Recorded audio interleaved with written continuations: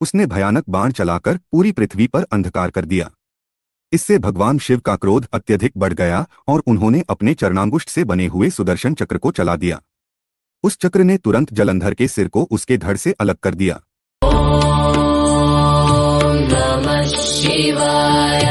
जब चक्र ने असुरराज जलंधर का सिर काटा तो बहुत भयानक ध्वनि हुई और महादानव जलंधर पल भर में ही ढेर हो गया। जिस प्रकार अंजन काजल का विशाल पर्वत 2 टुकड़ों में विभक्त हो गया था, उसी प्रकार जलंधर का शरीर भी 2 टुकड़ों में बंट गया। सारे युद्ध भूमि में उसका रक्त फैल गया। भगवान शिव की आज्ञा से जलंधर का रक्त और मांस महारौरव में जाकर रक्त का कुंड बन गया।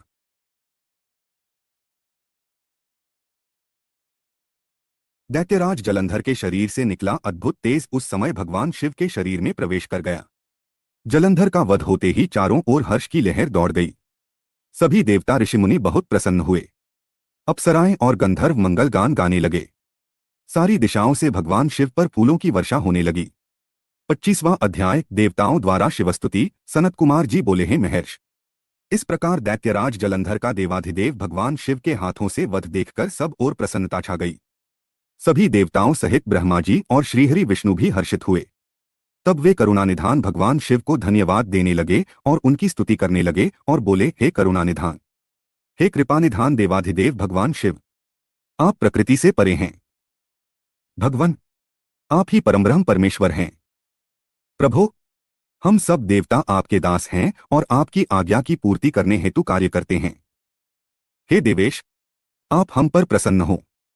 हे प्रभु, जब भी देवताओं पर कोई विपत्ति पड़ी है, आपने हमारी सहायता की है और हमें अनेक दैत्यों के अत्याचारों से मुक्ति दिलाई है। हम सदा ही आपके चरणों की वंदना करते हैं और आपके अनोखे दिव्य स्वरूप का ही स्मरण करते हैं। आपके ही कारण हमारा भी अस्तित्व है। आपके बिना हम कुछ भी नहीं हैं। आप भक्तवत्सल हैं और सदा ही अपने भक्तों का हित करते हैं। इस प्रकार भगवान शिव की वंदना करके सभी देवता चुप हो गए और हाथ जोड़कर खड़े हो गए।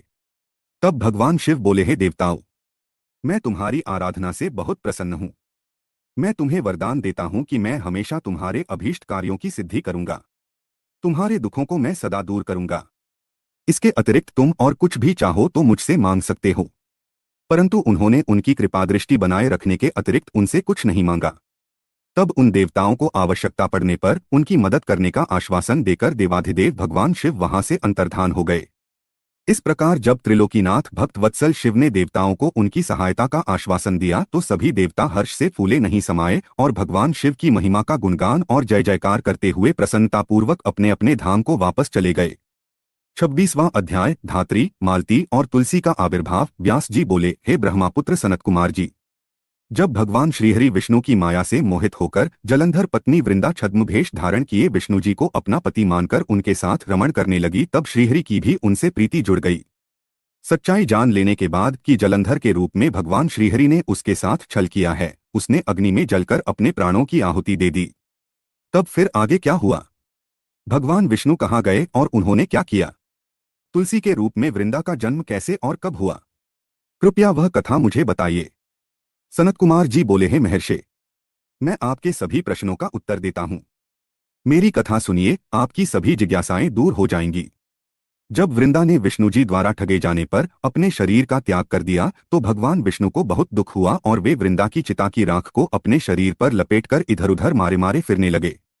इधर जब देवताओं को भगवान श्रीहरि विष्णु की इस हालत के बारे में पता चला तो वे सब बहुत चिंतित हुए। उन्हें समझ में नहीं आ रहा था कि वे क्या करें।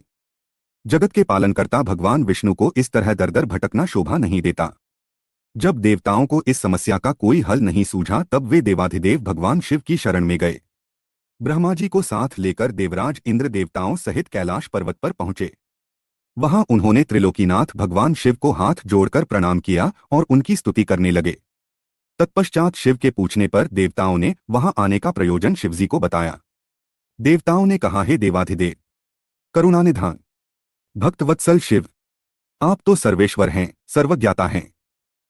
इस संसार की कोई बात आपसे छिपी नहीं है। भगवान श्रीहरि विष्णु ने दैत्यराज जलंधर की पत्नी वृंदा को जलंधर का रूप लेकर ठगा, परंतु उसके साथ साथ रहते श्री विष्णु की उनमें प्रीति हो गई और अब वे उनका वियोग सह नहीं पा रहे हैं। वे अपने शरीर पर वृंदा की चिता की आग लपेटकर जोगी बनकर इधर उधर घूम रहे हैं। प्रभो, आप उन्हें समझाइए कि वे ऐसा न करें। भगवान, यह जगत आपके अधीन है और आपको ही इस समय उनकी मदद करनी है, ताकि वे पहले की भांति होकर अपने कार्यों को पूरा करें। देवताओं की इस प्रकार की प्रार्थना सुनकर भगवान शिव बोले, हे ब्रह्मा जी, हे देवराज इंद्र व अन्य देवताओं, यह सारा जगत माया के अधीन है, परंतु इस जगत की जननी मूल प्रकृति परम मनोहर महादेवी पार्वती इस माया के वशीभूत नहीं हैं। उन पर इस माया जाल का कोई असर नहीं पड़ता। इसलिए आप भगवान श्रीहरि विष्णु के इस मोहमाया के जाल को दूर करने के लिए आदि देवी प्रकृति की आधारभूत देवी पार्वती की शरण में जाइए। यदि आपके द्वारा वे प्रसन्न हो गईं, तो आपकी हर एक समस्या का समाधान हो जाएगा और वे आपके कार्यों को पूर्ण करेंगी। देवाधिदेव महादेव भगवान शिव के इन वचनों को सुनकर सभी देवताओं को अत्यंत प्रसन्नता हुई और वे भगवान शिव से आज्ञा लेकर मूल प्रकृति की शरण में चले गए। इस प्रकार जब देवता प्रकृति देवी की शरण में जा रहे थे, उस समय वहां आकाशवाणी हुई, है देवताओं, मैं ही तीन प्रकार से तीनों प्रकार के गुणों से अलग होकर निवास करती हूँ। मैं सत्य गुण में गौरा बनकर, रजोगुण में लक्ष्मी और तमोगुण में ज्योति बनकर इस जगत को आलोकित करती हूँ। इसलिए आप अपनी इच्छा पूर्ति हेतु देवी जगदम्बा की शरण में जाओ, वे अवश्य ही तुम्हारी मनोकामना पूरी करेंगी। यह आकाशवाणी सुनते ही सभी देवता गौरी, लक्ष्मी और सरस्वती को हाथ जोड़कर प्रणाम करने लगे और मन में उनका वंदन और स्तुति करने लगे। इस प्रकार जब देवताओं ने शुद्ध हृदय से तीनों देवियों का स्मरण किया, तब वे तीनों देवियां वहां प्रकट हो गईं। देवियों को साक्षात अपने सामने पाकर देवता बहुत हर्षित हुए और गौरी, लक्ष्मी और सरस्वती की वंदना और पूजन अर्चन करने लगे। तब तीनों देवियों ने मुस्कुराकर कहा, हे देवताओं, हम तीनों देवियां तुम्हारी स्तुति से बहुत प्रसन्न हैं। तुम जो कुछ चाहते हो हमें बताओ, हम तुम्हारी मनोकामना अवश्य पूर्ण करेंगी। देवियों के इस कथन को सुनकर देवताओं का प्रतिनिधित्व करते हुए देवराज इंद्र ने भगवान श्रीहरि विष्णु के बारे में सब कुछ गौरी, लक्ष्मी और सरस्वती देवी को बता दिया।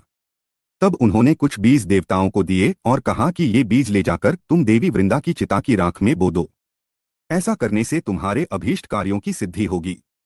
उन बीजों को लेकर देवताओं ने तीनों देवियों का धन्यवाद व्यक्त किया। तब देवियां वहां से अंतर्धान हो गईं। तत्पश्चात ब्रह्मा जी सहित सभी देवता उस स्थान पर पहुंचे जहां देवी वृंदा ने अपने प्राणों की आहुति अग्नि में दी थी। वहां पहुंचकर उन्होंने देवी द्वारा दिए गए उन बीजों को वृंदा की चिता की राख में डाल दिया। तब उन बीजों में से कुछ दिन पश्चात धात्री, मालती और तुलसी नामक वनस्पतियां पैदा हुईं। देवी सरस्वती द्वारा दिए गए बीजों से धात्री, देवी महालक्ष्मी के बीजों से मालती और देवी गौरी के बीजों से तुलसी का आविर्भाव हुआ। जैसे ही धात्री, मालती और तुलसी नामक ये स्त्री रूपी वनस्पतियां उत्पन्न हुई और भगवान श्रीहरि विष्णु ने उन्हें देखा तो उन पर से माया का पर्दा हट गया और वे पहले की भांति हो गए। वे उन वनस्पतियों पर अपनी कृपा दृष्टि रखने लगे और तभी से धात्री, मालती और तुलसी नामक इन वनस्पतियों को भी विष्णु जी से विशेष अनुराग हो गया। तब भगवान श्रीहरि विष्णु पुनः बैकुंठ लोक को चले गए। 27वां अध्याय, शंखचूर्ण की उत्पत्ति। सनत कुमार जी बोले, हे महामुने, शंखचूर्ण नाम का एक दैत्य था, जिसका वध भगवान शिव ने स्वयं अपने हाथों से त्रिशूल मारकर किया था। अब मैं आपको उस शंखचूर्ण नामक दैत्य के विषय में बताता हूँ। हे मुने, आप यह जानते ही हैं कि विधाता के पुत्र मरीचि हुए हैं और उनके पुत्र महर्षि कश्यप हुए। मरीचि के पुत्र कश्यप मुनि बहुत ही धार्मिक प्रवृत्ति के संत थे। वे बड़े ही धर्मात्मा थे और इस सृष्टि की रचना करने वाले ब्रह्मा जी की हर आज्ञा को शिरोधार्य मानकर उसका पालन किया करते थे। प्रजापति दक्ष ने उनके व्यवहार और गुणों से प्रसन्न होकर अपनी 13 कन्याओं का विवाह महर्षि कश्यप से कर दिया था। इन्हीं की संतानों से यह पूरा संसार भर गया। कश्यप मुनि की 13 पत्नियों में से एक पत्नी का नाम दनु था। दनु रूपवती, गुणवती होने के साथ साथ परम सौभाग्यवती थी। वह एक अत्यंत शांत साध्वी भी थी। उन्हीं दनु के अनेकों पुत्र हुए। उनका विप्रचित नाम का पुत्र बहुत ही बलशाली और पराक्रमी था। उसका भी दंभ नाम का एक पुत्र हुआ। दंभ भी अपने पिता की तरह धार्मिक विचारों को मानने वाला था। दंभ भगवान विष्णु का अनन्य भक्त था। इतना धार्मिक होने के पश्चात भी उसके कोई संतान नहीं हुई। तब वह बड़ा निराश हो गया और उसने शुक्राचार्य को अपना गुरु बनाया। उसने उनसे कृष्ण मंत्र ग्रहण किया। तत्पश्चात दंभ पुष्कर नामक तीर्थ में चला गया और वहां 1 लाख वर्ष तक कठोर तपस्या करता रहा। उसकी इस कठोर तपस्या को देखकर सभी देवता ब्रह्मा जी को अपने साथ लेकर भगवान विष्णु के पास गए। भगवान विष्णु के पास पहुंचकर सभी देवताओं ने उन्हें आदरपूर्वक प्रणाम किया और दंभ के भीषण तप के बारे में भी बताया। तब सारी बातें जानकर भगवान श्रीहरि बोले, हे देवताओं, मैं जानता हूं कि दंभ मेरा अनन्य भक्त है। वह अपने मन में पुत्र प्राप्ति की कामना लेकर पिछले 1 लाख वर्षों से मेरी कठोर तपस्या कर रहा है। मैं अवश्य ही अपने प्रिय भक्त दंभ की इच्छा पूर्ति करूंगा। आप निश्चिंत होकर अपने स्थान पर चले जाइए। भगवान श्रीहरि के इन वचनों को सुनकर ब्रह्मा जी और देवराज इंद्र तथा सभी देवता उन्हें प्रणाम करके अपने अपने लोकों को चले गए। तब भगवान विष्णु भी अपने भक्त दंभ को उसकी तपस्या का फल देने के लिए पुष्कर गए। वहां उन्हें अपने सामने पाकर दंभ बहुत प्रसन्न हुआ और उनके चरणों में लेटकर उन्हें प्रणाम कर उनकी स्तुति करने लगा। तब श्री विष्णु बोले, हे दंभ, मैं तुम्हारी इस कठोर तपस्या से बहुत प्रसन्न हूं। तुम अपना अभीष्ट वर मांग सकते हो। आज मैं तुम्हारी हर मनोकामना पूर्ण करूंगा। भगवान विष्णु के ये वचन सुनकर दंभ हाथ जोड़कर बोला, हे देव, यदि आप मुझ पर प्रसन्न हैं तो मुझे अपने जैसा वीर और पराक्रमी पुत्र प्रदान कीजिए। तब श्रीहरि विष्णु तथास्तु कहकर वहां से अंतर्धान हो गए। इसके बाद दंभ भी प्रसन्नतापूर्वक अपने घर लौट आया। कुछ समय पश्चात दंभ की पत्नी गर्भवती हुई। तब दंभ के घर में एक अलौकिक तेज विद्यमान था। समय आने पर दंभ की पत्नी के गर्भ से एक पुत्र का जन्म हुआ। मुनियों ने उसका नामकरण संस्कार करके उसका नाम शंखचूड़ रखा।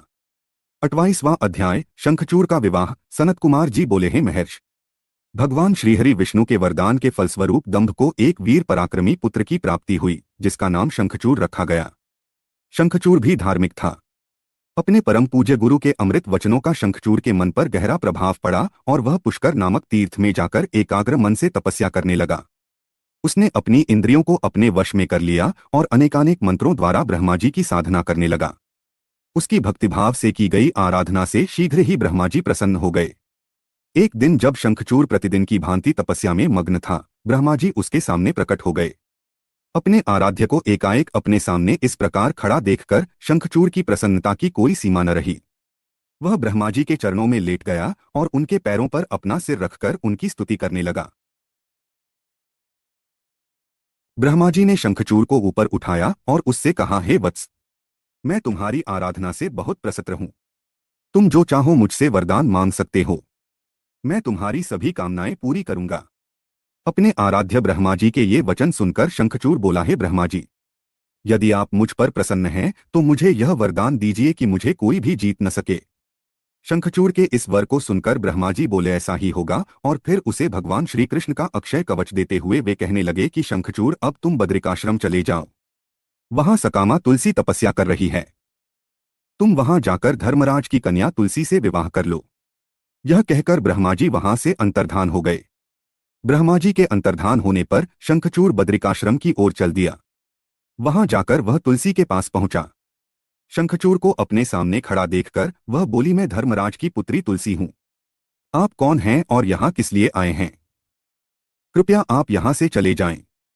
आप शायद नहीं जानते कि स्त्री जाति मोहिनी होती है। तुलसी के वचन सुनकर शंखचूड़ बोला, हे देवी, आपके वचन सत्य हैं, परंतु यहाँ मैं अपने आराध्य भगवान ब्रह्मा जी की आज्ञा से आया हूँ। मैं दनु का वंशज दानव दंभ का पुत्र शंखचूड़ हूँ। पूर्व में राधिका के दिए शाप के कारण मैं दानव कुल में जन्मा हूँ। यह सब कहकर शंखचूड़ चुप हो गया। तब तुलसी बोली, यह सत्य है कि इस संसार में वही पुरुष श्रेष्ठ है जो स्त्री से पराजित हो जाते हैं, परंतु आज मैं भी तुम्हारी स्पष्टवादिता से अत्यंत प्रभावित हुई हूँ। जब इस प्रकार शंखचूड़ और तुलसी आपस में बातें कर रहे थे, तभी वहां ब्रह्मा जी प्रकट हो गए। उन्हें देखकर तुलसी और शंखचूड़ दोनों ने उन्हें प्रणाम किया। तुम दोनों यहाँ अभी तक बातें ही कर रहे हो? शंखचूड़, मैंने तुम्हें यहाँ तुलसी का पाणी ग्रहण करने के लिए भेजा था। तुम निश्चय ही पुरुषों में श्रेष्ठ हो और तुलसी निःसंदेह ही स्त्रियों में रत्न है। तुम दोनों एक दूसरे के लिए ही बने हो, इसलिए तुम्हें शीघ्र ही एक दूसरे का हो जाना चाहिए। शंखचूड़ और तुलसी को विवाह करने के लिए कहकर ब्रह्मा जी वहां से चले गए। ब्रह्मा जी का आदेश मानते हुए तुलसी और शंखचूड़ ने गंधर्व रीति से विवाह कर लिया।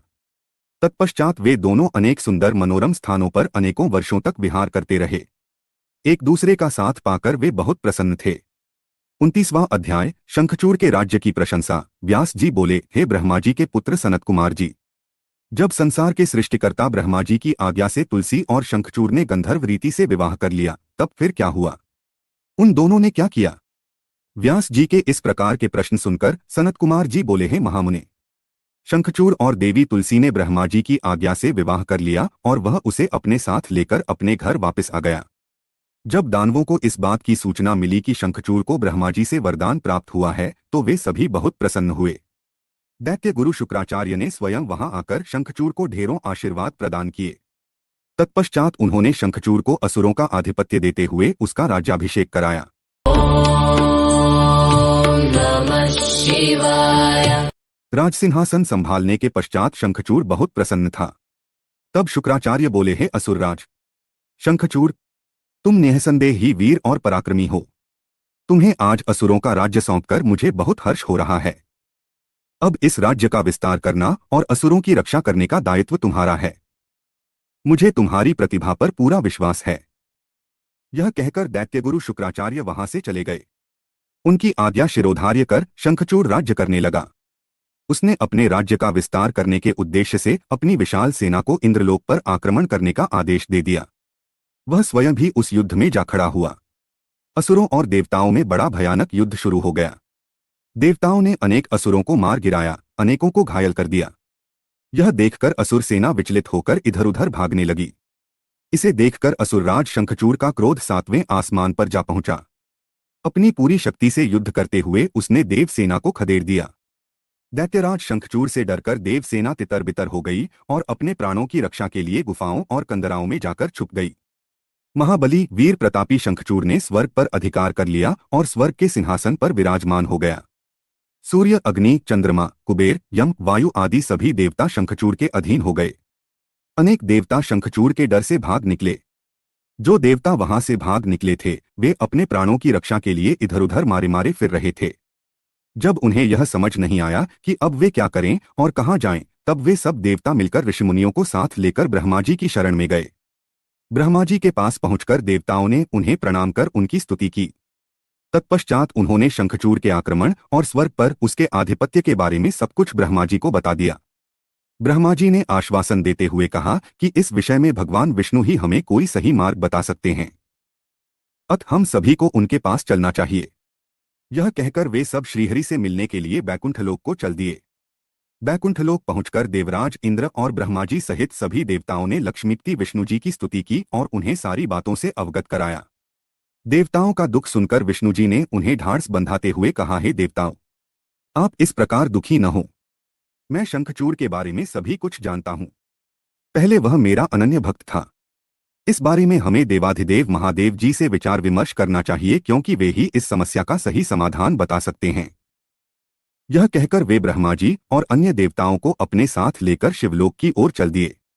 30वां अध्याय, देवताओं का शिवजी के पास जाना। सनत कुमार जी बोले, हे व्यास जी, इस प्रकार ब्रह्मा जी और अन्य देवताओं को अपने साथ लेकर विष्णु जी भगवान शिव से मिलने के लिए शिवलोक पहुंचे। वहां शिवलोक में भगवान शिव के सभी गण उन्हें घेरकर खड़े हुए थे। भगवान शिव अपनी प्रिय देवी पार्वती के साथ सिंहासन पर बैठे हुए थे। भगवान शिव ने अपने शरीर पर भस्म धारण की हुई थी। उनके गले में रुद्राक्ष की माला थी। त्रिनेत्रधारी भगवान शिवशंकर देवी पार्वती के साथ बैठे वहां अद्भुत शोभा पा रहे थे। उनका वह अद्भुत और दिव्य रूप देखकर भगवान विष्णु, ब्रह्मा जी, देवराज इंद्र सहित अन्य सभी देवताओं को बहुत प्रसन्नता हुई। उन्होंने देवाधिदेव कृपानिधान भगवान शिव को हाथ जोड़कर प्रणाम किया और भक्तिपूर्वक उनकी स्तुति करनी आरंभ कर दी। देवता बोले, हे करुणानिधान, हे भक्तवत्सल भगवान शिव, आप सर्वेश्वर हैं। आप परम ज्ञानी हैं। आप सब कुछ जानने वाले हैं। प्रभु, आपकी आज्ञा से ही इस संसार में हर कार्य होता है। आपकी आज्ञा के बिना एक पत्ता भी नहीं हिलता। भगवान, आप तो सब कुछ जानते हैं। हे भक्त वत्सल, आप सदा ही अपने भक्तों की रक्षा करते हैं और उनकी सभी इच्छाओं को पूरा कर उनके अभीष्ट कार्यों को पूरा करते हैं। भगवान, हम इस समय बड़े दुखी होकर अपने प्राणों की रक्षा के लिए आपकी शरण में आए हैं। दानवराज दंभ के पुत्र शंखचूड़ ने बलपूर्वक हमारे राज्य पर अपना अधिकार कर लिया है। उसने अनेक देवताओं को अपना बंदी बना लिया है और देवसेना को घायल कर कड़ियों को मौत के घाट उतार दिया है। किसी तरह हम अपनी जान बचाकर वहां से भाग निकले हैं। भगवान, आप अपने भक्तों के रक्षक हैं। हम आपकी शरण में आए हैं। आप हम दुखियों के दुखों को दूर कीजिए। उस शंखचूड़ नामक दैत्य ने हमारा जीना मुश्किल कर दिया है। आप उसको दंड देकर हमें मुक्त कराइए और हमारा उद्धार कीजिए। यह कहकर सब देवता चुप होकर हाथ जोड़कर खड़े हो गए। 31वां अध्याय शिवजी द्वारा देवताओं को आश्वासन। सनत कुमार जी बोले, हे महामुने, इस प्रकार देवताओं की करुण प्रार्थना और अनुनय विनय सुनकर त्रिलोकीनाथ भगवान शिव बोले, हे श्रीहरि, हे ब्रह्मा जी और अन्य सभी देवताओं, मैं दैत्यराज शंखचूड़ के विषय में सब कुछ जानता हूँ। असुरराज शंखचूड़ भले ही देवताओं का शत्रु एवं प्रबल विरोधी हो गया हो, परंतु वह अभी भी धार्मिक है और सच्चे हृदय से धर्म का पालन करता है। परंतु फिर भी तुम लोग मेरे पास मेरी शरण में आए हो और शरणागत की रक्षा करना सभी का कर्तव्य है, इसलिए मैं तुम्हारी रक्षा करने का वचन देता हूँ।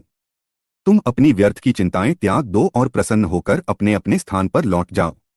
मैं निश्चय ही शंखचूड़ का संहार करके उसके द्वारा दिए गए कष्टों से तुम्हें मुक्ति दिलाकर तुम्हारा स्वर्ग का राज्य तुम्हें वापस दिलाऊंगा। भगवान शिव जब इस प्रकार से देवताओं को शंखचूड़ के वध का आश्वासन दे ही रहे थे, तभी उनसे मिलने के लिए राधा के साथ श्री कृष्ण वहां पधारे। भगवान शिव को प्रणाम करके वे प्रभु की आज्ञा से उनके पास ही बैठ गए। श्री कृष्ण और राधा ने महादेव जी की मन में बहुत स्तुति की। जब भगवान शिव ने उनसे उनके आने का कारण पूछा, तब श्री कृष्ण बोले, हे कृपानिधान दयानिधि, आप तो सब कुछ जानते हैं। आप ही इस जगत में सनाथ हैं। आप तो जानते ही हैं कि मैं और मेरी पत्नी दोनों ही शाप भोग रहे हैं। मेरा पार्षद सुदामा भी शाप के कारण दानव की योनि में अपना जीवन जी रहा है। आप भक्त वत्सल हैं। प्रभु, हम आपकी शरण में आए हैं।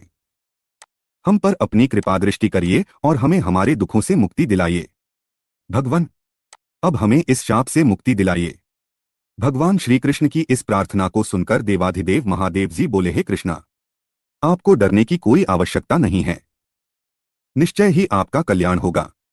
आप शाप के अनुसार 12 कल्प तक इस शाप को भोगने के पश्चात ही राधा सहित अपने निवास बैकुंठ लोक को प्राप्त होगे। आपका सुदामा नामक पार्षद इस समय दानव योनि में शंखचूड़ के रूप में सभी को दुख दे रहा है। इस समय वह देवताओं का प्रबल विरोधी और शत्रु है। देवताओं को उसने बहुत कष्ट दिया है, उनका राज्य छीनकर उन्हें बंदी बना लिया है। तब भगवान शिव बोले कि मैं आपके दुखों और कष्टों को समझता हूं। अब आपको चिंता करने की कोई आवश्यकता नहीं है। अत सब कुछ भुला दो। तब उन्होंने ब्रह्मा जी और श्रीहरि विष्णु को आदेश दिया कि वे वहां से जाकर अन्य देवताओं को समझाएं कि वे निश्चित हो जाएं।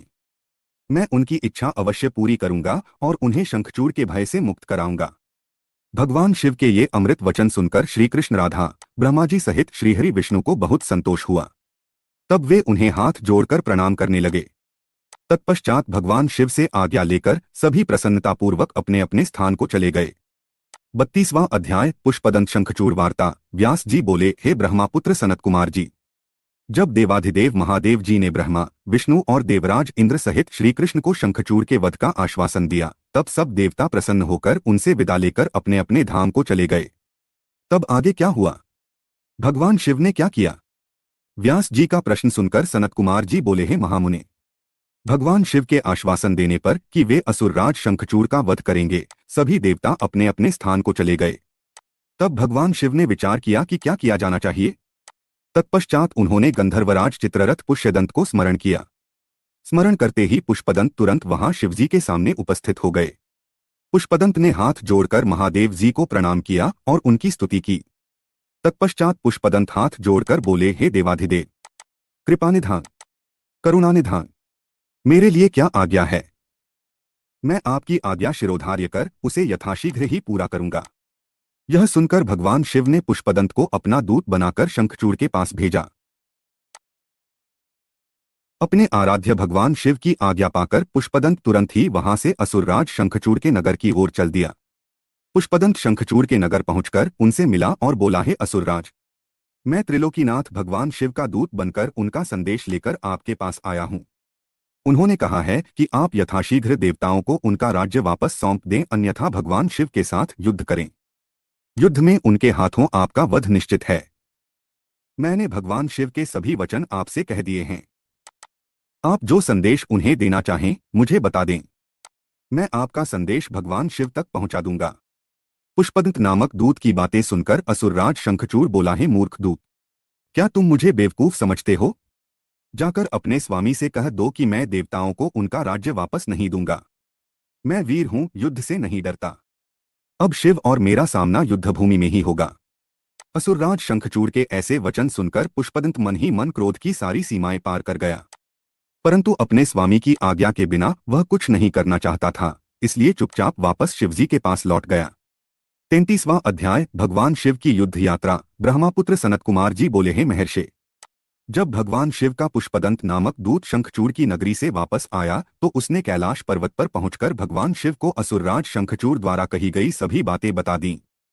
तब दूत के इन वचनों को सुनकर भगवान शिव को बहुत क्रोध आया। भगवान शिव ने अपने वीर साहसी गणों और अपने दोनों पुत्रों कार्तिकेय और गणेश को बुलाया। उन्होंने भद्रकाली सहित अपनी पूरी गण सेना को युद्ध के लिए तैयार होने की आज्ञा प्रदान की। भगवान शिव की आज्ञा के अनुसार उनके वीर गणों और पुत्रों ने युद्ध की सभी तैयारियां अतिशीघ्र पूरी की और आकर इस बात से भगवान शिव को अवगत कराया। तब त्रिलोकीनाथ भगवान शिव ने अपनी देव सेना और गणों के साथ दैत्यराज शंखचूड़ की नगरी की ओर प्रस्थान किया। पूरी शिवसेना प्रसन्न मन से भगवान शिव की जय जयकार करती हुई आगे बढ़ रही थी। उनके प्रिय पुत्र गणेश और कार्तिकेय सेना के अधिपति के रूप में अपनी सेना का नेतृत्व कर रहे थे। भगवान शिव की सेना में 8 भैरव, 8 वसु, 11 रुद्र और 12 सूर्य भी सम्मिलित थे। अग्नि, चंद्रमा, विश्वकर्मा, अश्विनी कुमार, कुबेर, यम, नैऋति, नलकूबर, वायु, वरुण, बुध और मांगलिक ग्रह नक्षत्र भी भगवान शिव की सेना की शोभा बढ़ा रहे थे। उनकी सेना में देवी भद्रकाली, जिनकी 100 भुजाएं थीं, अपने पार्षदों के साथ युद्धभूमि की ओर प्रस्थान कर रही थीं। भद्रकाली देवी की जीभ 1 योजन लंबी और चलायमान थी। उनके हाथों में शंख, चक्र, गदा, पद्म, खड़ग, चर्म, धनुष बाण आदि अनेकों वस्तुएं थीं। भद्रकाली देवी के एक हाथ में 1 योजन का गोल खप्पर, एक में आकाश को स्पर्श करने वाला लंबा त्रिशूल तथा अनेक शक्तियां विद्यमान थीं। देवी भद्रकाली का अनुसरण करते हुए उनके साथ 3 करोड़ योगिनी, 3 करोड़ डाकिनियां भी थीं, जो अपनी सेना को साथ लेकर शंखचूड़ की असुर सेना को मजा चखाने के लिए पूरे जोरों शोरों से चल रही थीं। इस प्रकार त्रिलोकीनाथ भगवान शिव की विशाल देव सेना, जिसमें हजारों वीर बलशाली गण विद्यमान थे, पूरे मनोयोग के साथ युद्धस्थल की ओर बढ़ रही थी। तब भगवान शिव ने अपनी सेना को एक वटवृक्ष के नीचे कुछ देर विश्राम करने के लिए कहा और स्वयं भी उसी वटवृक्ष के नीचे आसन लगाकर बैठ गए। 34वां अध्याय शंखचूड़ की युद्ध यात्रा। सनत कुमार जी बोले, हे व्यास जी, उधर दूसरी ओर जब भगवान शिव का दूत पुष्पदंत असुरराज शंखचूड़ के पास से वापस लौट गया, तब असुरराज शंखचूड़ भी अपने मन में युद्ध करने का निश्चय करके अपनी प्रिय पत्नी देवी तुलसी के पास पहुंचा। वहां उसने तुलसी को बताया कि हे देवी, अब मुझे कल सुबह युद्ध के लिए प्रस्थान करना होगा। यह सुनकर देवी तुलसी रोने लगी। शंखचूड़ ने उन्हें ढाढ़स बंधाया और कहा कि वीरों की पत्नियां रोकर नहीं बल्कि हंसकर उन्हें विदा करती हैं। यह सुनकर तुलसी ने अपनी आंखों के आंसू पोंछ लिए। प्रातः काल जागकर असुरराज शंखचूड़ ने अपने राजदरबार का उत्तरदायित्व अपने पुत्र को सौंप दिया तथा देवी तुलसी से पुत्र की सहायता करने के लिए कहा। फिर दैत्यराज शंखचूड़ ने अपनी विशाल दैत्य सेना का युद्ध के लिए आह्वान किया। अपने स्वामी दैत्यराज शंखचूड़ के बुलाने पर विशाल दैत्य सेना पल भर में संगठित हो गई। उस असुर सेना में अनेक वीर और पराक्रमी योद्धा थे। वे युद्ध करने के लिए सुसज्जित होकर आए थे। दैत्य सेना का मनोबल बहुत ऊंचा था। वे अत्यंत गर्वित थे और सोच रहे थे कि इस युद्ध में वे अवश्य ही जीतेंगे। मौर्य, कालिक और कालिकेय नामक 3 वीर असुर सेनापति के रूप में दैत्य सेना का प्रतिनिधित्व कर रहे थे। उस विशाल 3 लाख अक्षौहिणी सेना को देखकर बड़े बड़े वीर पल भर में भयभीत हो जाते थे। असुरराज शंखचूड़ अपनी विशाल दैत्य सेना को देखकर बहुत खुश हो रहा था। तब युद्ध के लिए प्रस्थान करती हुई उस सेना का नेतृत्व स्वयं असुरराज शंखचूड़ ने आगे आकर किया। उनके पीछे वाले रथ में दैत्यों के गुरु शुक्राचार्य उनका मार्ग प्रशस्त कर रहे थे। इस प्रकार अपने स्वामी शंखचूड़ की जय जयकार का उद्घोष करती हुई वह राक्षस सेना तीव्र गति से आगे बढ़ी चली जा रही थी। चलते चलते काफी समय बीत गया। आखिर पुष्पभद्रा नामक नदी के किनारे एक अक्षय वट वृक्ष के नीचे दैत्य सेना ने अपना डेरा लगाया। वहीं से कुछ दूरी पर देव सेना ने भी अपना डेरा डाला हुआ था। 35वां अध्याय शंखचूड़ के दूत और शिवजी की वार्ता। सनत कुमार जी बोले, हे व्यास जी, जब इस प्रकार देवताओं की सेना लेकर भगवान शिव और राक्षसों की सेना के साथ असुरराज शंखचूड़ अपने अपने निवासों को छोड़कर युद्ध करने के लिए यात्रा करते करते रास्ते में रुक गए और दोनों सेनाएं कुछ ही दूर पर रुकी थीं। तब दैत्यराज शंखचूड़ ने अपने एक दूत को संदेश देकर भगवान शिव के पास भेजा। दैत्यराज शंखचूड़ का वह दूत भगवान शिव के पास पहुंचा और बोला, हे शिव, मैं दैत्यराज शंखचूड़ का दूत हूं और उनका संदेश लेकर आपके पास आया हूं। मेरे स्वामी ने कहलवाया है कि वे यहां आ गए हैं। अब आपकी क्या इच्छा है? तब दैत्यराज के उस दूत से शिवजी बोले, दूत, तुम जाकर अपने स्वामी शंखचूड़ से कहो कि देवताओं के साथ शत्रुता छोड़कर उनसे मित्रता कर लो। उनका हड़पा हुआ राज्य उन्हें वापस कर दो और तुम सुखपूर्वक अपने राज्य पर शासन करो। दैत्यराज से कहना कि वे शुद्धकर्मी महर्षि कश्यप की संतान हैं। उन्हें ऐसा करना शोभा नहीं देता। नमः शिवाय। इसलिए वे समय रहते मेरी समझाई हुई बात को समझ जाएं, अन्यथा इसके परिणाम दानवों के लिए बहुत घातक हो सकते हैं। भगवान शिव के इस प्रकार के वचन सुनकर वह दूत पुनः बोला, हे देवाधिदेव, हालांकि आपकी बातों में कुछ सच्चाई है, परंतु क्या हमेशा हर बात में असुर ही गलत होते हैं? देवता हमेशा सही होते हैं? उनकी कभी कोई गलती नहीं होती। आपके अनुसार सारे दोष असुरों में हैं, जबकि वास्तविकता में ऐसा बिल्कुल भी नहीं है। दोष केवल असुरों में ही नहीं, देवताओं में भी हैं। मैं उनका पक्ष लेने वाले आपसे पूछता हूं कि मधु और कैटभ नामक दैत्यों के सिरों को किसने काटा? त्रिपुरों को युद्ध करने के पश्चात क्यों भस्म कर दिया गया? आप सदा से ही देवताओं और दानवों में पक्षपात करते आए हैं। आप देवताओं का ही कल्याण करते हैं, जबकि ईश्वर होने के नाते आप देवताओं और असुरों दोनों के लिए ही आराध्य हैं। इसलिए आपको किसी एक के संबंध में नहीं, बल्कि दोनों के हितों को ध्यान में रखना चाहिए। शंखचूड़ के दूत के वचनों को सुनकर कल्याणकारी शिव बोले, दूत, तुम्हारी यह बात पूर्णतः गलत है। मैं देवताओं और दानवों में कभी कोई भेद नहीं करता। मैं तो सदा से ही अपने भक्तों के अधीन हूँ। मैं सदैव अपने भक्तों का कल्याण करता हूँ और उनके अभीष्ट कार्यों की सिद्धि करता हूँ। मुझे देवताओं पर आए संकट को दूर करना है, इसलिए मुझे असुरों से युद्ध करना ही होगा। तुम जाकर इस बात को असुरराज शंखचूड़ को बता दो। यह कहकर भगवान शिव चुप हो गए और वह दूत अपने स्वामी शंखचूड़ के पास चला गया। 36वां अध्याय, देवदानव युद्ध। व्यास जी ने सनत कुमार जी से पूछा, हे ब्रह्मापुत्र, जब भगवान शिव का संदेश लेकर दैत्यराज शंखचूड़ का वह दूत वापस अपने स्वामी शंखचूड़ के पास चला गया, तब क्या हुआ? उस दूत ने शंखचूड़ से क्या कहा और उस दूत से सारी बातें जानने के पश्चात दैत्यराज शंखचूड़ ने क्या कहा? हे महर्षि, कृपा करके इस संबंध में मुझे सविस्तार बताइए। व्यास जी के प्रश्न को सुनकर सनत कुमार जी बोले, हे महामुने, उस दूत ने अपने स्वामी शंखचूड़ के पास जाकर उसे भगवान शिव से हुई सारी बातें बता दी। शिवजी की कही बातें सुनकर शंखचूड़ और अधिक क्रोधित हो उठा और उसने अपनी विशाल दैत्य सेना को तुरंत युद्ध के लिए चलने की आज्ञा प्रदान की।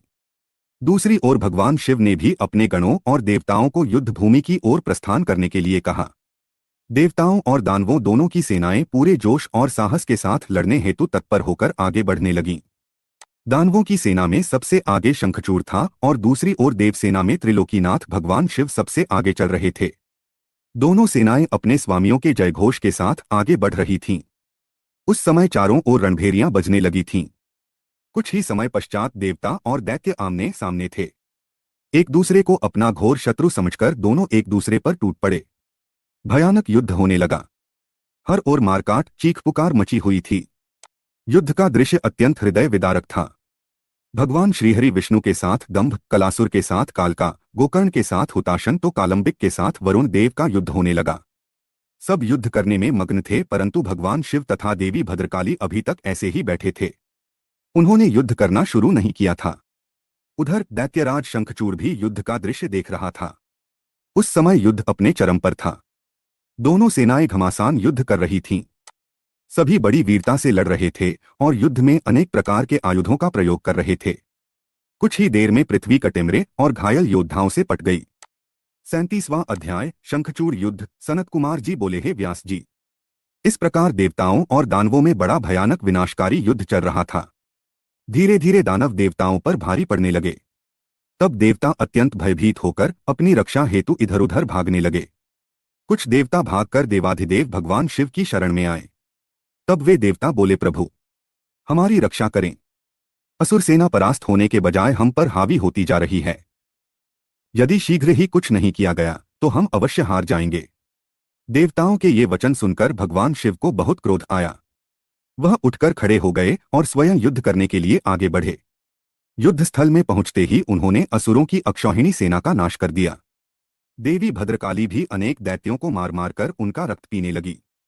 इस प्रकार असुरों को युद्ध में कमजोर पड़ता देखकर देवताओं में एक नई जान आ गई। जो देवता इधर उधर अपने प्राणों की रक्षा के लिए भाग गए थे, वे भी आकर पुनः युद्ध करने लगे। उधर भद्रकाली देवी क्रोध से भरकर दैत्यों को पकड़ पकड़कर अपने मुख में डालने लगी। स्कंद ने अपने बाणों से करोड़ों दानवों को मौत के घाट उतार दिया। यह देखकर असुर सेना भयभीत होकर अपने प्राणों की रक्षा करने हेतु इधर उधर भागने लगी। असुर सेना को इस प्रकार तितर बितर होता देखकर दानवराज शंखचूड़ क्रोधित होकर स्वयं युद्ध में कूद पड़ा। उसने अपने हाथों में धनुष बाण उठाया और भयानक बाणों की वर्षा करनी प्रारंभ कर दी। देखते ही देखते शंखचूड़ ने देवसेना के अनेकों सैनिकों का संहार कर दिया। यह देखकर स्कंद देव आगे बढ़े और शंखचूड़ को ललकारने लगे। शंखचूड़ ने क्रोधित होकर स्कंद पर पलटकर वार किया। उसने स्कंद का धनुष काट दिया और पूरी शक्ति से स्कंद की छाती पर प्रहार किया। फलस्वरूप स्कंद मूर्छित होकर जमीन पर गिर पड़े। कुछ ही देर बाद स्कंद उठकर खड़े हो गए और उन्होंने अपने बाण से शंखचूड़ के रथ में छेद कर दिया। यही नहीं, स्कंद ने शंखचूड़ का कवच, किरीट आदि कुंडल भी गिरा दिया। तत्पश्चात उसने एक भयानक विषबुझी शक्ति से शंखचूड़ पर प्रहार किया। इस प्रहार से शंखचूड़ मूर्छित होकर धरती पर गिर पड़ा और काफी समय तक ऐसे ही पड़ा रहा। कुछ समय पश्चात वह ठीक होकर पुनः युद्ध करने लगा। इस बार उसने भगवान शिव के पुत्र कार्तिकेय को अपना निशाना बनाया और उस पर भयानक शक्ति का प्रहार किया, जिससे कार्तिकेय बेहोश होकर जमीन पर गिर पड़े। तब कार्तिकेय को इस प्रकार धरती पर बेहोश पड़ा हुआ देखकर देवी भद्रकाली उन्हें गोद में उठा लाईं। उनकी दशा देखकर शिवजी ने उन पर अपने कमंडल का जल छिड़का। जल छिड़कते ही कार्तिकेय फौरन उठ बैठे और पुनः युद्ध करने के लिए चल दिए। दूसरी ओर वीरभद्र और शंखचूड़ का भयानक युद्ध चल रहा था। यह कह पाना कठिन था कि दोनों में से कौन अधिक वीर और बलशाली है। एक दूसरे पर वे बड़े शक्तिशाली ढंग से प्रहार कर रहे थे। देवी भद्रकाली भी पुनः युद्ध में आकर दानवों का भक्षण करने लगी। 38वां अध्याय भद्रकाली शंखचूड़ युद्ध। सनत कुमार जी बोले, हे व्यास जी, देवी भद्रकाली ने युद्धभूमि में जाकर भयंकर सिंहनाद किया, जिससे डरकर अनेकों दानव मूर्छित होकर धरती पर गिर पड़े। भद्रकाली ने अपने तेज और नुकीले दांतों से दानवों का रक्त चूसना शुरू कर दिया। यह देखकर युद्धरत दानव भय से आतंकित हो उठे। वे डरकर इधर उधर भागने लगे। यह देखकर दानवराज शंखचूड़ दौड़कर देवी भद्रकाली से युद्ध करने के लिए आगे आया। शंखचूड़ को सामने खड़ा देखकर भद्रकाली ने प्रलय अग्नि के समान भयंकर बाणों की वर्षा करनी शुरू कर दी, परंतु शंखचूड़ ने वैष्णव नामक अस्त्र से उस वर्षा को शांत कर दिया। देवी भद्रकाली ने उसके जवाब में नारायण अस्त्र चलाया, परंतु शंखचूड़ हाथ जोड़कर उस अस्त्र को प्रणाम करने लगा, जिससे वह नारायण अस्त्र वहीं पर शांत हो गया। दैत्यराज शंखचूड़ अपने भयानक बाणों से देवी पर प्रहार करता और देवी उन असंख्य बाणों को अपनी विकराल दाढ़ों से चबा जाती। इस प्रकार देवी और शंखचूड़ में भयानक संग्राम होने लगा। तभी क्रोधित भद्रकाली ने पाशुपात नामक ब्रह्मास्त्र उठा लिया, परंतु तभी आकाशवाणी हुई कि अभी दैत्येंद्र की मृत्यु का समय नहीं आया है और इसकी मृत्यु आपके हाथों से नहीं है। तब देवी ने पाशुपात अस्त्र को वापस कर दिया और उसे काटने के लिए दौड़ी। यह देखकर असुरराज ने रौद्रास्त्र चलाकर उनकी गति को कम किया। तब भद्रकाली ने असुरराज द्वारा प्रयोग की गई सारी शक्तियों को तहस-नहस कर दिया और आगे बढ़कर शंखचूड़ की छाती पर अपने मुक्के का जोरदार प्रहार किया। इस प्रहार से शंखचूड़ बेहोश होकर धरती पर गिर पड़ा। लेकिन कुछ ही देर पश्चात पुनः उठकर वह भद्रकाली देवी से युद्ध करने लगा। तब देवी ने उसे कसकर पकड़ लिया और चारों ओर घुमाकर धरती पर फेंक दिया। शंखचूड़ कुछ समय तक ऐसे ही पड़ा रहा। तब देवी ने अन्य दानवों का वध करना शुरू कर दिया। शंखचूड़ चुपचाप उठा और जाकर अपने रथ पर धीरे से बैठ गया। 39वां अध्याय शंखचूड़ की सेना का संहार। व्यास जी बोले, हे ब्रह्मापुत्र सनत कुमार जी, जब देवी भद्रकाली द्वारा युद्ध में घायल होकर शंखचूड़ पुनः अपने रथ पर जाकर बैठ गया, तब क्या हुआ? भगवान शिव ने जो उस युद्ध में असुरराज शंखचूड़ का वध करने के लिए ही आए थे, क्या किया? कृपा कर मुझे इस कथा को सविस्तार सुनाइए। व्यास जी की इस जिज्ञासा को शांत करते हुए सनत कुमार जी ने कहना आरंभ किया। वे बोले, हे महामुने, जब देवी भद्रकाली ने असुरराज शंखचूड़ को उठाकर बलपूर्वक जमीन पर पटक दिया तो कुछ समय तक शंखचूड़ इस प्रकार से धरती पर पड़ा रहा मानो मूर्छित हो गया हो।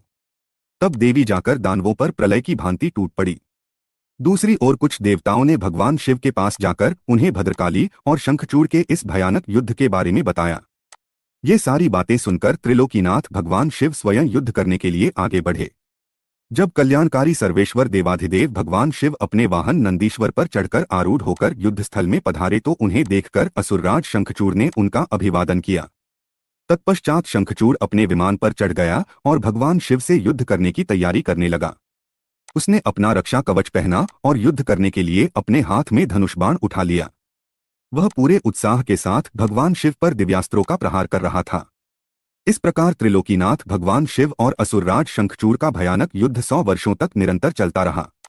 महावीर और पराक्रमी शंखचूड़ ने अनेक शक्तिशाली बाणों और असंख्य मायावी अस्त्र शस्त्रों का प्रयोग शिवजी पर किया, परंतु परमेश्वर शिव ने उन सबको पल भर में काट दिया। भगवान शिव ने क्रोधित होकर उस पर पुनः प्रहार किया। यह देखकर शंखचूड़ ने चतुराई से काम लेते हुए मन में सोचा कि यदि मैं भगवान शिव के वाहन को ही नुकसान पहुंचा दूं तो वे पल भर में ही जमीन पर आ गिरेंगे और इस प्रकार मैं उन पर झपटकर उन्हें अपने वश में कर लूंगा।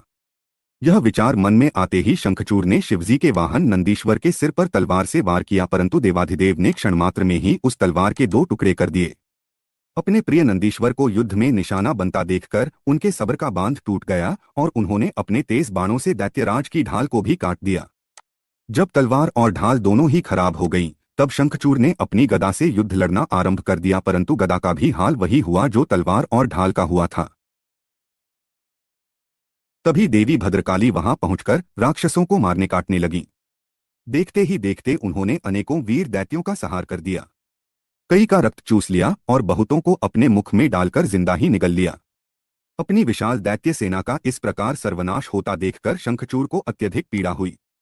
उसका दर्द तब और भी बढ़ गया जब उसने अपने साहसी वीर राक्षसों को प्राण बचाने के लिए जहां तहां भागते हुए देखा। 40वां अध्याय शिवजी द्वारा शंखचूड़ वध। सनत कुमार जी बोले, हे व्यास जी, अपनी विशाल सेना का इस प्रकार संहार होता देखकर असुरराज शंखचूड़ अत्यंत क्रोधित होकर निरंतर उन पर अस्त्रों का प्रहार करने लगा। तत्पश्चात उसने अपनी माया का प्रयोग करते हुए सभी देवताओं सहित देवाधिदेव महादेव को भयभीत करने का प्रयास किया, परंतु इस जगत के स्वामी को इस प्रकार भला कोई डरा सकता है क्या? देवाधिदेव महादेव जी उसकी माया से तनिक भी भयभीत नहीं हुए और उन्होंने शंखचूड़ पर अनेक दिव्य शक्तियों से प्रहार किया, जिनके फलस्वरूप शंखचूड़ की माया पल भर में ही विलुप्त हो गई।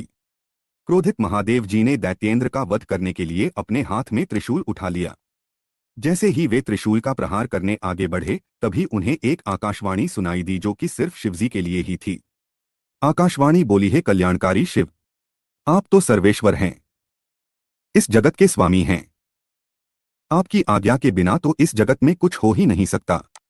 भगवान, आप इस तुच्छ राक्षस का वध करने के लिए त्रिशूल का प्रयोग क्यों कर रहे हैं? इसे मारना आपके लिए बहुत ही आसान है। भगवान, आप तो सब वेदों के परम ज्ञाता हैं तथा सब कुछ जानते हैं। जब तक शंखचूड़ के पास भगवान विष्णु का कवच और पतित्रतास्त्री है, तब तक शास्त्रानुसार यह अवध्य है। आकाशवाणी सुनते ही भगवान शिव ने अपने त्रिशूल को तुरंत ही रोक दिया और मन में श्रीहरि विष्णु का स्मरण किया। श्रीहरि अगले ही क्षण हाथ जोड़े उनके सामने उपस्थित हो गए। तब शिवजी ने विष्णु जी को इस संकट को दूर करने का आदेश दिया। भगवान विष्णु ने तुरंत एक ब्राह्मण का वेश धारण किया और भिक्षा मांगने के लिए दैत्यराज शंखचूड़ के पास पहुंच गए। वहां पहुंचकर विष्णु जी ने भिक्षा मांगी। तब शंखचूड़ ने पूछा, हे ब्राह्मण देव, आपको क्या चाहिए? मैं अवश्य ही दूंगा, परंतु पहले यह बताइए तो सही कि आप क्या चाहते हैं। तब ब्राह्मण का रूप धारण किए हुए विष्णु जी बोले कि पहले प्रतिज्ञा करो कि मैं जो मांगूंगा तुम मुझे दोगे। इस प्रकार जब शंखचूड़ ने ब्राह्मण को उसकी इच्छित वस्तु देने का वचन दे दिया, तब विष्णु जी ने उससे उसका कवच मांग लिया। कवच लेने के पश्चात वे ब्राह्मण के रूप में ही दैत्यराज की पत्नी देवी तुलसी के पास गए। मायावी विष्णु जी देवताओं के कार्य को पूरा करने के लिए देवी तुलसी के साथ भक्तिपरदूप विहार करने लगे। दूसरी ओर जब भगवान शिव को अपनी दिव्य अलौकिक शक्ति द्वारा इस बात का ज्ञान हुआ कि शंखचूड़ की रक्षा करने वाला कवच और उसकी पतिव्रता स्त्री की शक्ति अब उसके साथ नहीं रही, तो तुरंत ही उन्होंने अपना विजय नामक त्रिशूल उठा लिया और पूरी शक्ति से उस त्रिशूल का प्रहार दैत्यराज पर किया। उस दिव्य त्रिशूल के प्रहार से पल भर में ही शंखचूड़ के प्राण पखेरु उड़ गए। दैत्यराज शंखचूड़ के मरते ही आकाश में दुंदुभियां बजने लगीं। चारों दिशाओं में मंगलगान होने लगा और भगवान शिव पर आकाश से फूलों की वर्षा होने लगी। वहां उपस्थित सभी देवता भगवान शिव की स्तुति करने लगे और उनको धन्यवाद कहने लगे। असुरराज शंखचूड़ भी भगवान शिव के हाथों मृत्यु को प्राप्त होकर अपने शाप से मुक्त हो गया। उसकी हड्डियों से एक विशेष शंख की जाति बनी। उस शंख में रखा गया जल अत्यंत शुद्ध माना जाता है और उसका प्रयोग देवताओं पर जल चढ़ाने के लिए तथा घरों को शुद्ध करने के लिए किया जाता है। वह जल देवी लक्ष्मी और श्रीहरि विष्णु को बहुत प्रिय है, परंतु इस जल को भगवान शिव की पूजा में प्रयोग नहीं किया जाता। इस प्रकार दैत्यराज शंखचूड़ के वध के पश्चात कल्याणकारी भगवान शिव प्रसन्नतापूर्वक नंदीश्वर पर आरूढ़ होकर देवी भद्रकाली, कुमार कार्तिकेय और गणेश सहित अपने अनेकों गणों को साथ लेकर पुनः अपने निवास कैलाश पर्वत की ओर चल दिए। तत्पश्चात अन्य देवता भी प्रसन्न हृदय से अपने लोकों को चले गए। 41वां अध्याय तुलसी द्वारा विष्णु जी को शाप। व्यास जी बोले, हुए सनत कुमार जी, भगवान विष्णु ने पतिव्रता तुलसी को किस प्रकार अपने अधीन कर लिया। किस प्रकार पतिव्रता धर्म का पालन करने वाली देवी तुलसी एकाएक धर्म से विमुख होकर अधर्म का आचरण करने लगी। ॐ नमः शिवाय। कृपा कर इस कथा को मुझे बताइए। व्यास जी के प्रश्न को सुनकर सनत कुमार जी बोले, हैं महामुने, देवताओं के हित का सदा ध्यान रखने वाले भगवान विष्णु ने अपने आराध्य भगवान शिव की आज्ञा पाकर उनके द्वारा बताए गए कार्यों को पूर्ण करना अपना ध्येय माना। तब तुरंत वे ब्राह्मण का वेश धरकर शंखचूड़ से उसका कवच ले आए। तत्पश्चात वे अतिशीघ्र दैत्यराज शंखचूड़ के नगर की ओर चल दिए। भगवान विष्णु ने दैत्येंद्र के नगर के समीप पहुंचने से पहले ही अपना रूप बदल लिया। उन्होंने शंखचूड़ का रूप धारण कर लिया। फिर वे देवी तुलसी के पास पहुंचे। अपने पति शंखचूड़ को सामने पाकर देवी तुलसी फूली नहीं समाई। वह उनके गले से लग गई। उसकी आंखों से अश्रुधारा बही जा रही थी। उसने अपने स्वामी को सिंहासन पर बैठाकर उनके चरणों को धोया और युद्ध का समाचार पूछा। शंखचूड़ का रूप धारण किए हुए भगवान विष्णु बोले, हे प्रिय, युद्ध के मध्य में ही ब्रह्मा जी ने मेरे और भगवान शिव के बीच संधि करा दी, इसलिए मैं वापस आ गया हूं।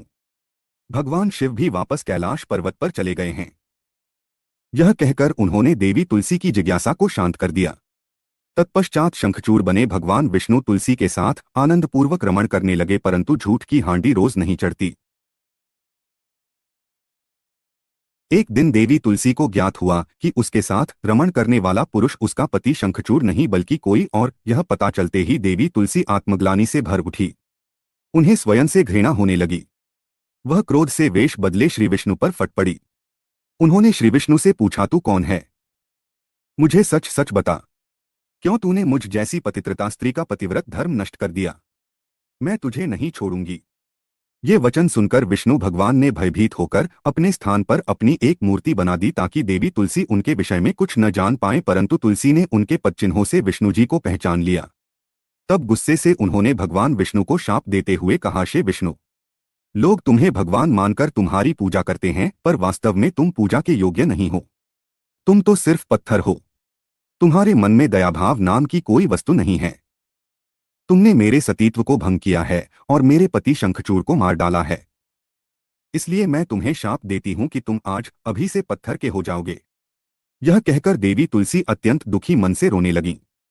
देवी तुलसी का दिया शाप सुनकर भगवान विष्णु भी दुखी हुए और भगवान शिव का स्मरण करने लगे। विष्णु जी की पुकार सुनकर भक्तवत्सल भगवान शिव वहां प्रकट हो गए। उन्हें देखकर देवी तुलसी और विष्णु जी ने हाथ जोड़कर प्रणाम किया। तब वे देवी तुलसी को समझाने लगे।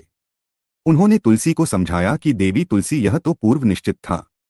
शंखचूड़ को मिले शाप के फलस्वरूप उसका जन्म दानव कुल में हुआ और इसी कारण उसे मेरे हाथों मृत्यु प्राप्त हुई है। देवी, तुम्हारी मनोस्थिति मैं समझ सकता हूं, परंतु यह संसार नश्वर है। अतः तुम अपने द्वारा की गई तपस्या का फल लो और इस शरीर को त्याग दो। मेरे आशीर्वाद के फलस्वरूप तुम्हें दिव्य देह की प्राप्ति होगी। तुम्हारी श्रीहरि में विशेष प्रीति होगी। इस शरीर को त्यागने के पश्चात जब तुम नया शरीर धारण करोगी तो तुम गंडकी नाम की नदी होगी और सभी के द्वारा पूजित होने के कारण प्रधान रूपा तुलसी के नाम से विख्यात होगी।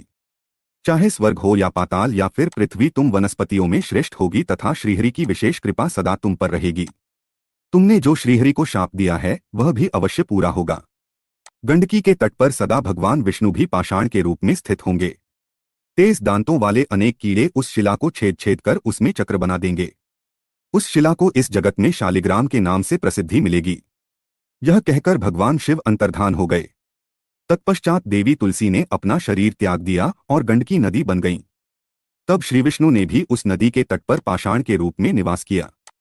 42वां अध्याय हिरण्यप्याक्षवध। नारद जी बोले, हे ब्रह्मा, आप मुझे भगवान शिव की उन उत्तम लीलाओं के विषय में बताइए जिनकी ये लीलाएं बड़ी सुखदायिनी हैं। ब्रह्मा जी बोले, जलंधर के सहार के बारे में जानकर देवी सत्यवती के पुत्र व्यास जी सनत कुमार जी से यही बातें पूछने लगे। तब उनकी उत्सुकता देखकर सनत कुमार जी बोले, हे व्यास जी, अब मैं तुम्हें अंधकासुर नामक दैत्य के शिवगण बन उनकी भक्ति में लीन रहने की कथा सुनाता हूँ। एक समय की बात है, देवाधिदेव भगवान शिव अपनी प्राण वल्लभा देवी पार्वती और अपने प्रिय गणों के साथ कैलाश पर्वत से काशी जा रहे थे। उनका विचार कुछ समय काशी में व्यतीत करने का था। इसलिए उन्होंने अपने वीर गण भैरव को काशी का रक्षक बना दिया और स्वयं सबके साथ सुखपूर्वक निवास करने लगे। एक बार भगवान शिव पार्वती देवी के साथ आनंदपूर्वक विहार करते हुए मंदराचल नामक पर्वत पर गए। एक दिन शिव पार्वती बैठे आपस में वार्तालाप और मनोविनोद कर रहे थे।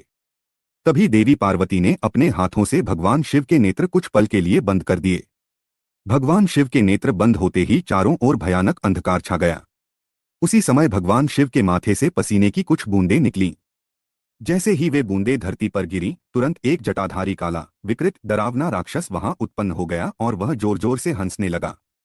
उसकी भयानक आवाज सुनकर देवी पार्वती एकदम चौंक गईं कि एकाएक उनके सामने यह भयानक जीव कहां से प्रकट हो गया है। तब देवी पार्वती ने भगवान शिव से पूछा, हे स्वामी, यह भयानक पुरुष कौन है? यह सुनकर भगवान शिव मुस्कुराते हुए बोले, हे देवी, यह आपका पुत्र है। जब आपने मेरी आंखें बंद की, उस समय मेरे माथे से कुछ पसीने की बूंदें गिरी, उसी से यह प्रकट हुआ है। यह जानकर कि वह पुरुष उनका पुत्र है, देवी बड़ी प्रसन्न हुई। भगवान शिव ने उसका नाम अंधक रख दिया। उसी समय हिरण्यनेत्र नाम का एक राक्षस पुत्र प्राप्ति की कामना मन में लेकर वन में घोर तपस्या कर रहा था। उसकी तपस्या से प्रसन्न होकर भगवान शिव उसे वरदान देने के लिए गए। उसने भगवान शिव से एक बलवान और वीर पुत्र की प्राप्ति की इच्छा प्रकट की। भगवान शिव ने कहा, हे हिरण्यनेत्र, मेरा पुत्र अंधक बड़ा ही वीर और बलवान है। तुम चाहो तो मैं उसे तुम्हें सौंप सकता हूं। भगवान शिव के पुत्र को अपना पुत्र बनाने के लिए वह राक्षस व्यग्र हो उठा। उस पुत्र को प्राप्त कर हिरण्यनेत्र बहुत प्रसन्न हुआ और उसे गले से लगा लिया। भगवान शिव पुत्र अंधक को हिरण्यनेत्र को सौंपकर अपने धाम को चले गए। हिरण्यनेत्र अपने प्रिय पुत्र अंधक को साथ लेकर अपने घर लौट आया और उसको बहुत लाड़ प्यार से पालने लगा। तत्पश्चात हिरण्यनेत्र ने, जिसे हिरण्यप्याक्ष भी कहा जाता था, पृथ्वी लोक और पाताल लोक के राज्यों को जीतकर अपने राज्य में मिला लिया। दैत्यों के राजा उस हिरण्याक्ष के आतंक से तीनों लोग कांपने लगे। यहां तक कि देवता भी व्याकुल और भयभीत हो गए। उन्होंने भगवान विष्णु को वाराह रूप धारण करके पाताल लोक भेजा। क्रोधित श्रीहरि ने हिरण्याक्ष का वध सुदर्शन चक्र से कर दिया। तत्पश्चात अंधक का राज्याभिषेक करवाया।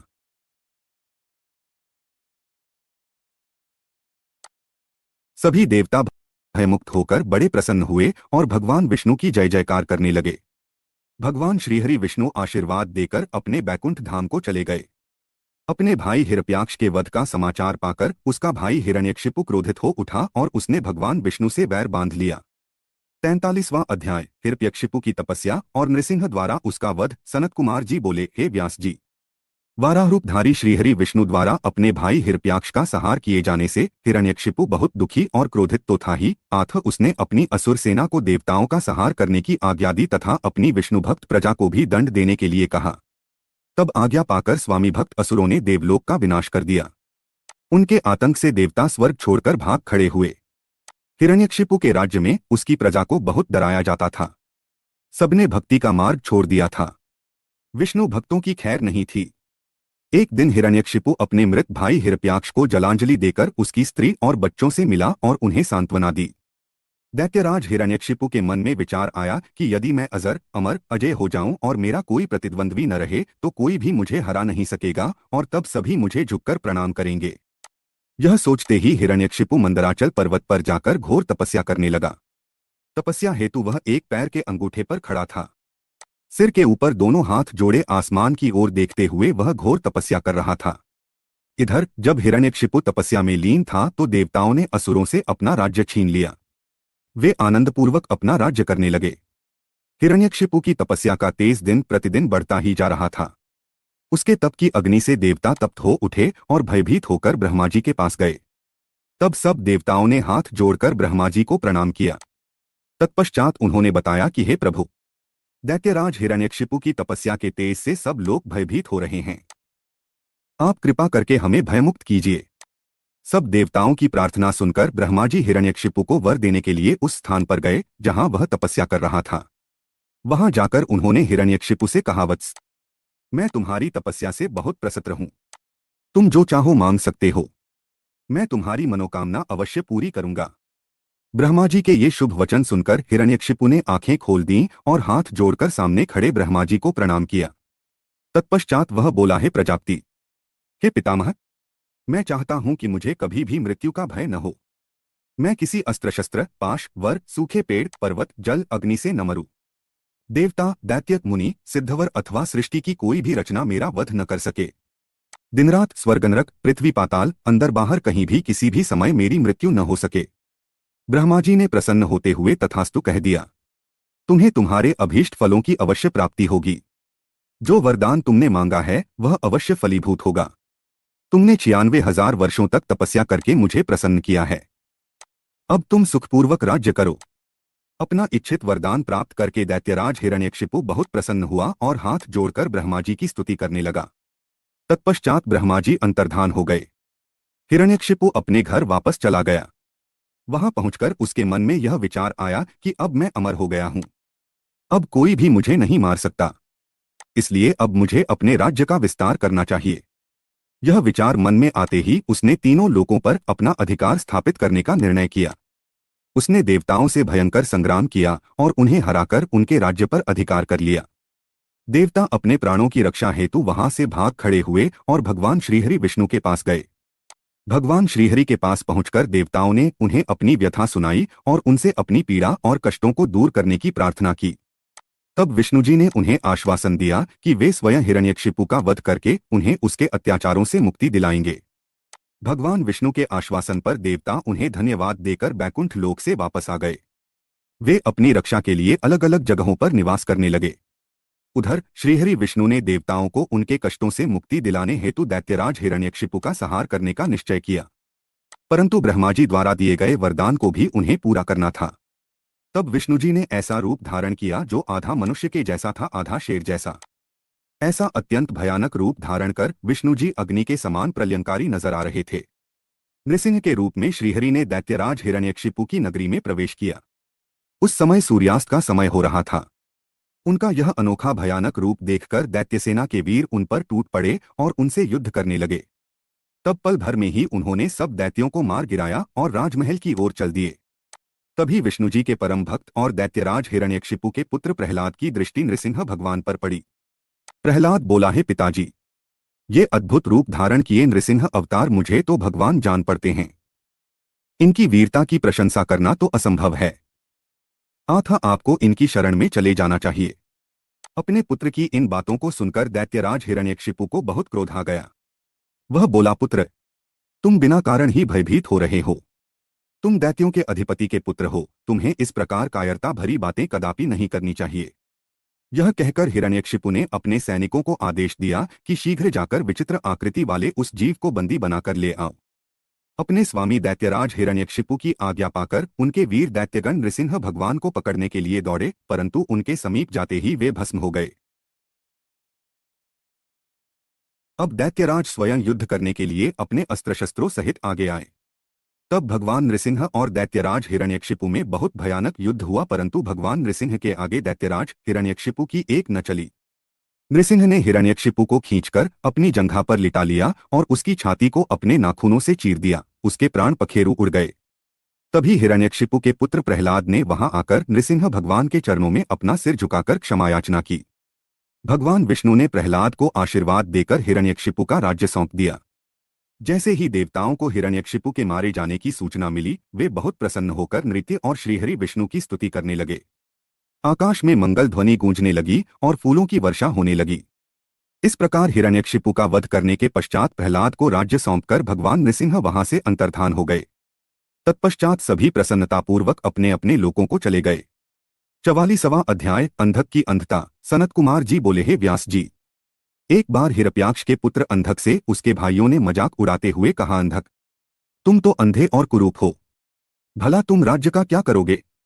दैत्यराज हिरण्याक्ष तो मूर्ख थे, जो भगवान शिव की इतनी कठोर तपस्या कर उन्हें प्रसन्न करके भी तुम जैसा कुरूप, नेत्रहीन और बेडौल पुत्र वरदान में प्राप्त किया।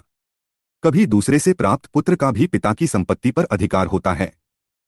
इसलिए इस राज्य के स्वामी हम ही हैं, तुम तो हमारे सेवक हो। अपने भाइयों के इस प्रकार के कट वचनों को सुनकर अंधक निराश और उदास हो गया।